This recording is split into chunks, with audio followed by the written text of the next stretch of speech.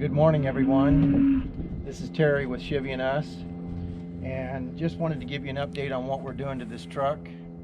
First of all, I went down and had to get some new tires, just some rolling tires on it, and the valve stems were out of the 6 wheels. The valve stems were, the holes where the inner tubes came through were so bad and so rotted out that we actually got 4 of them to work, and they had to put some fat, oversized valve stems in, and then they had to put some black tar-looking glue material around. Well, actually, they had to go and grind down or sand off all the beads on all 4 tires, the rims, the rust and stuff, and then they put this black sealant on there, and they're holding air. They're doing great, and so I'm swapping those out right now just to get it to be a roller. Interesting enough, after sitting for 48, 50 years, the brakes weren't locked up or anything,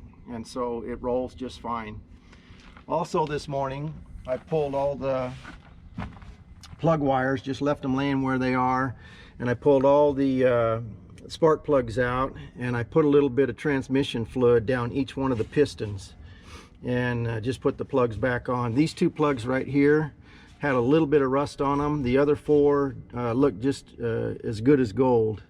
We've also pulled the valve cover here the other day. We didn't videotape that, and it just looks so clean and so pristine underneath there. Anyway, we've got a long ways to go. The carburetor, the choke cable is seized up. Got the gas pedal linkage working okay now. Gonna need to pull that carburetor off and go ahead and clean it up and put a kit in it. We did disconnect the gas line. Before we do that, if we can get things to work and get things to, do what they're supposed to do, we might pour some gas down there and see if we can't fire this up. But first, we need to go ahead and make sure it turns over. Probably going to pull the radiator out and pull the fan off, and try to do that with a bar on the front of the engine, see if it'll turn over. Right now it's locked up, right? Well, my understanding is, even though this truck has very low mileage, sitting that long, the rings and the piston, they can just kind of get stuck in their little world, their little area there, and so that's why we put the transmission fluid in there to kind of give it a little soaking. Before we fire it up, we're going to make sure that we can get it to crank or to move over and to break free. But anyway, so right now just swapping out the tires. And what was wrong with the last set? Well, the last set of tires came off of this truck right here. So this is Ryan's truck. It's a 55 Series 2, and so we took the tires and wheels off of that truck, hauled them to Montana so that we could have some tires and wheels to go ahead and put on this, to pull it out and load it up on the trailer. So now I've got my wheels and tires now. I'm going to put his back on his truck, and I'm going to try to take this bumper off. This bumper is amazing. Whoever did this, amazing welding. The tolerances are really close. Look at how close it is to this bumper right here. Somebody really took some time and tried to do a good job on this ranch bumper here. You can also see, but even though they did a good job on their tolerances here, whoever was driving the truck didn't do a very good job backing up to the trailer they were hooking up to.